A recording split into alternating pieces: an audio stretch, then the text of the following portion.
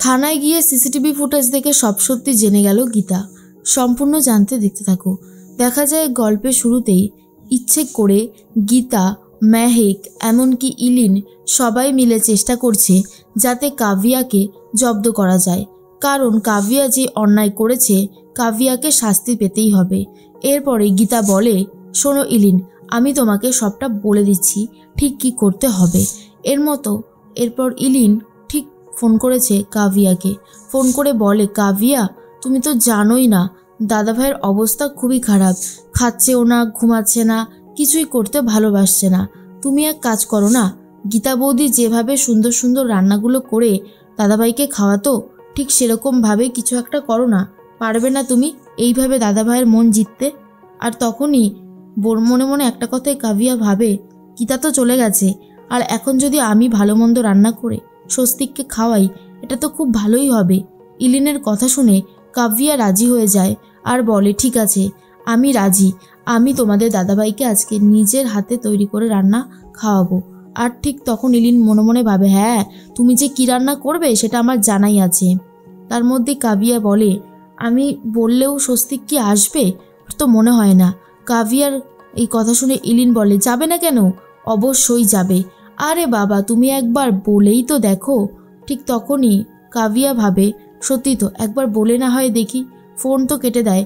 ইলিন phone করেছে গীতাকে আর বলে, গীতা বৌদি আমি কিন্তু কাভিয়াকে বলে দিয়েছি। গীতা বলে, কি বললো? কাভিয়া কি করবে রান্না? ইলিন বলে, হ্যাঁ রান্না করার জন্য একেবারে মুখিয়ে বসে আছে, রান্না করতে রাজি, কিন্তু ওই রান্না খেতে পারলে হয়। এরপর কাভিয়া ফোন করেছে স্বস্তিককে আর বলে, স্বস্তিক আমি বুঝতে পারছি তোমার কষ্টটা, কিন্তু এইভাবে থাকলে তো তুমি আরও বেশি কষ্ট পাবে বলো। তাই বলছি তুমি আর এইভাবে থেকো না, তুমি এক কাজ করো, আমাদের বাড়িতে এসো, আমি তোমাকে রান্না বান্না করে খাওয়াবো, তোমার অনেক ভালো লাগবে, তোমার এই বোরিংনেস আর লাগবে না। স্বস্তিক বলে, কে বলেছে আমি তোমাদের বাড়িতে যাব? আমি তোমার বাড়িতে যাব না। তখনই চলে এসেছে ইলিন আর বলে, আরে এই দাদা ভাই তুই ব্যাপারটাকে এইভাবে দেখছিস কেন? তুই ভাব গীতা বৌদি তোকে যেভাবে ইনসাল্ট করেছে, যেভাবে অপমান করেছে, সেটা কি ঠিক করেছে? তুই চলে যা, তুই দেখিয়ে দে গীতা বৌদিকে যে তোর ডিভোর্স হয়ে গেলেও তুই আনন্দ হৈহুল্লোড় করতে ভুলিসনি, তুই নিজের মতোই ভালো করে বেঁচে আছিস, দেখিয়ে দে দেখিয়ে দে।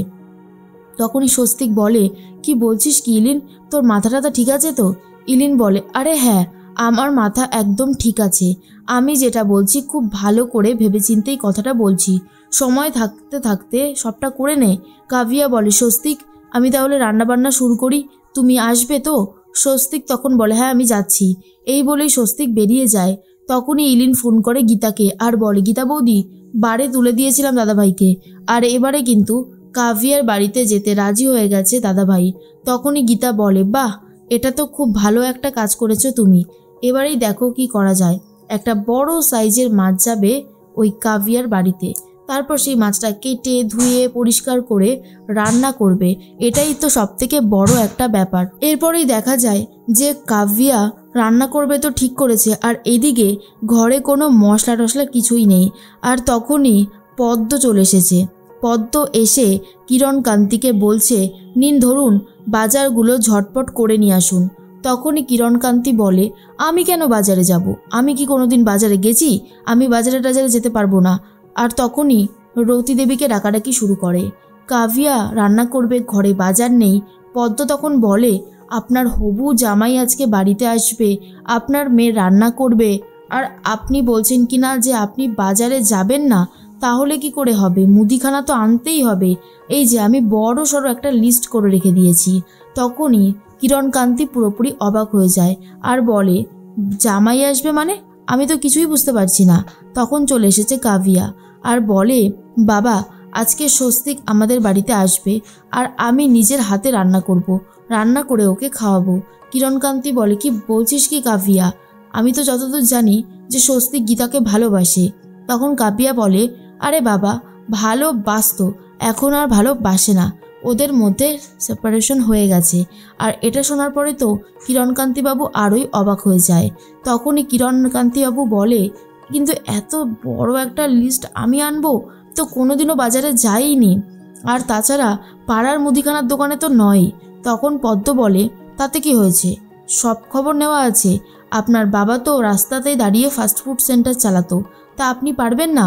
এরপরেই কৃপানকে ডাকাডাকি শুরু করে। কৃপান বলে, আচ্ছা আমাকে এত জোরে জোরে ডাকার কি আছে? কিরণকান্তি বলে, এই যে লিস্টটা ধর, চা গিয়ে বাজারটা করে নিয়ে আয়। কিন্তু কৃপানও বাজারে যেতে চায় না।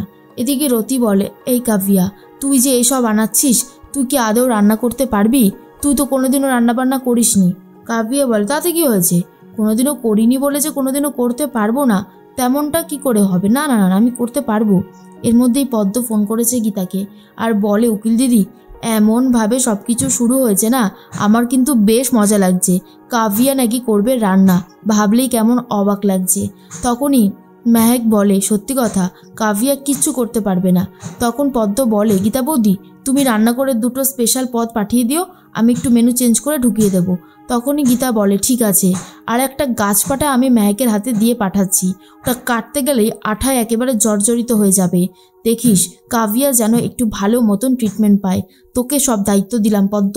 পদ্ম তখন বলে, ঠিক আছে উকিল দিদি, তুমি এসব নিয়ে একদম ভেবো না, আমি আছি তো, আমি সবটা সামলে নেব। এদিকে বাড়িতে একটা বড় সড়ো মাছ এসে উপস্থিত হয়েছে, আর এই মাছটা পাঠিয়েছে ইলিনরা। কাভিয়া তখন বলে, এত বড় মাছ, মাছ দিয়ে কি করব? তখন ইলিন বলে, আরে বাবা, এত বড় মাছ দিয়েই তো তুমি রান্নাটা করবে। আমাদের দাদাভাই মাছ খেতে খুব ভালোবাসে, তার উপরে যদি আবার এইসব মাছ হয়। নাও ঝটপট করে সব কিছু করে ফেলো, আমরাও আসছি। এর মধ্যেই কাভিয়া বলে, তো বড় মাছ আমি তো কোনোদিন কাটিনি মম, কি হবে? রতি দেবী বলে, আমি জানি না, তোর যা ইচ্ছা তুই তাই কর। আমি তো বলছি তুই এসব পারবি না, কিন্তু তুই তো কোনো কথা শোনবারই নয়। এর মধ্যেই মেহেক চলে গেছে, ইলিন চলে গেছে আর বলে, এই দেখো, আমরা বড় সড়ো একটা গাছ পাঠা এনেছি, আর এটাই আজকে বেশি করে ঝাল ঝাল করে কষা কষা করে রান্না করবে, বুঝেছো কাভিয়া দি? কাভিয়া বলে, গাছ পাঠা? এটা আবার কি? এটা আমি তো কোনোদিনও দেখিনি। রতি দেবী বলে, আরে এটা তো ইঁচড়, আরে এটা কাটতে গেলেই তো জীবন বেরিয়ে যাবে। না না, তুই পারবি না। কিন্তু কাভিয়া হাল ছাড়ে না। কাভিয়া স্বস্তিককে খাওয়াবে বলে বসে পড়েছে ইঁচড় কাটতে, আর যেই না কেটেছে আঠায় একেবারে লেপটে লুপটে গেছে। অন্যদিকে তখনই মেহেক বলে, দেখ কেমন লাগে আমার দাদাভাইকে ফাঁসানো, গীতা বৌদি আর দাদাভাইয়ের সম্পর্ক নষ্ট করা। এবার হাড়ে হাড়ে তুই বুঝবি কেমন লাগে। ইলিনরাও তো হাসাহাসি করতে থাকে, কিন্তু কাভিয়া চেষ্টা করে যাচ্ছে যাতে রান্নাবান্না করে খুব সুন্দর করে গুছিয়ে স্বস্তিককে খেতে দেওয়া যায়। তার মধ্যে গীতা চলে গেছে বড়বাবুর কাছে। বড়বাবু আর গীতা দুজন মিলে সিসিটিভি ফুটেজ দেখতে থাকে, যেই ফুটেজে পুরোপুরি স্পষ্ট দেখা যাচ্ছে যে অঙ্কিতি কালো জ্যাকেট, কালো সানগ্লাস পরে ঢোকার চেষ্টা করেছিল। আর এটা দেখার পরে গীতা বুঝতে পারে সবটা। অন্যদিকে বন্নি বলে যে, আমি এই বাড়ির কোথায় কোন সিসিটিভি ফুটেজটা আছে সেটা সবটা জানি, তাই তুমি চলে এসো, কোনো অসুবিধা হবে না। আর আড়াল থেকে রাকা সবটা শুনে নিয়ে বুঝতে পারে বন্নি আবার কোনো ক্রাইম করছে।